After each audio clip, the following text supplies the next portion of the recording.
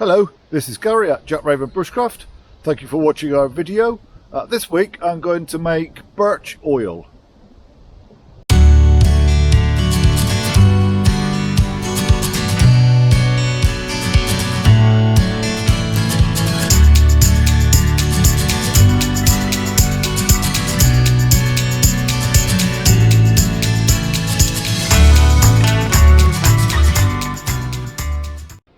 It's relatively straightforward to make small quantities of birch oil.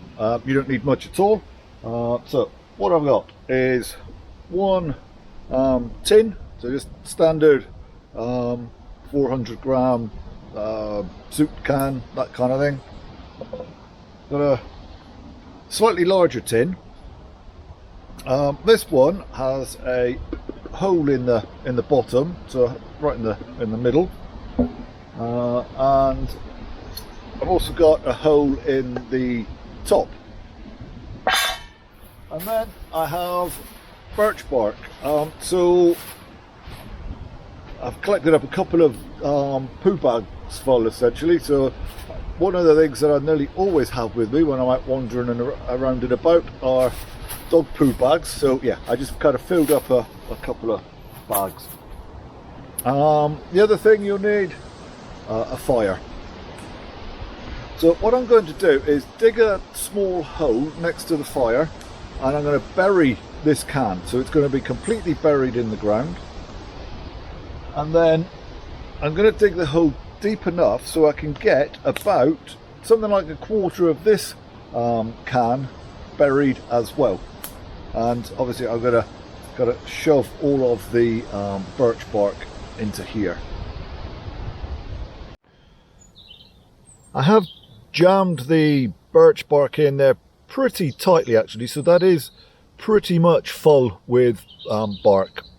And so what I'm going to do now is move this fire around the tin, and then I'm going to leave it for maybe 30 minutes, something along those lines.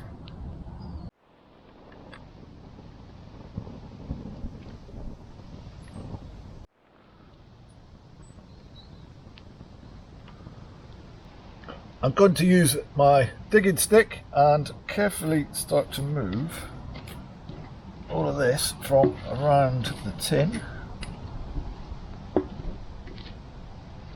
like so.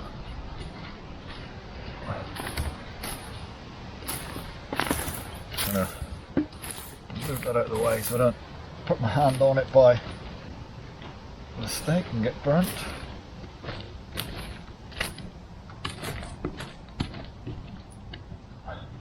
And now, again, gingerly, I'm going to start moving the soil away as well. So I want to do this carefully so I don't end up dropping anything into the smaller tin below.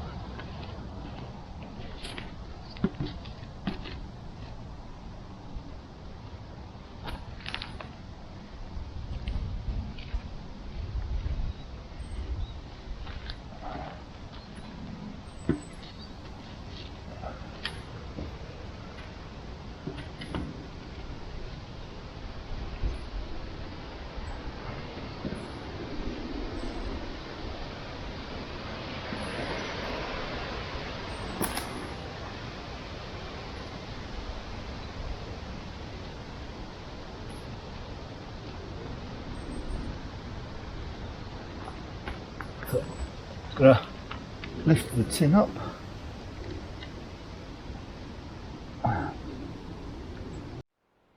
There is a little oil in the bottom of the tin, not as much as I was anticipating, however. So this is the inside of the large tin, and you can see the remnants of the birch bark in there. What appears to have happened is the bark itself has soaked up some of the oil, and I suspect this is because the tin that I've used here doesn't have a flat bottom. It's lower towards the edges and higher towards the middle. So I think where I put the hole in it in the center at the start, it's a little bit too high. And so the oil hasn't been able to drop down into the pot below.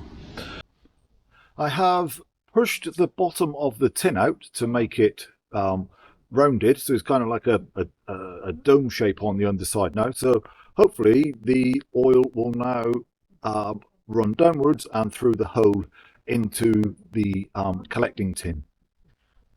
So attempt number 2, let's have a little look.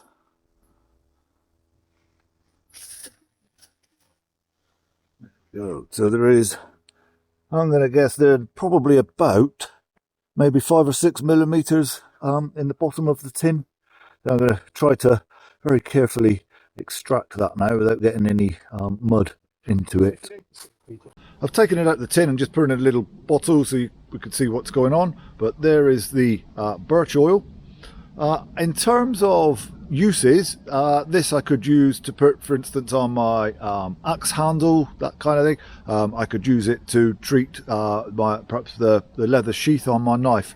So those are the kinds of things that you can use the birch oil for. I hope that is of use to you, something that you can take with you on your own bushcraft adventures. I will try my best to get some more content out in the next week or so.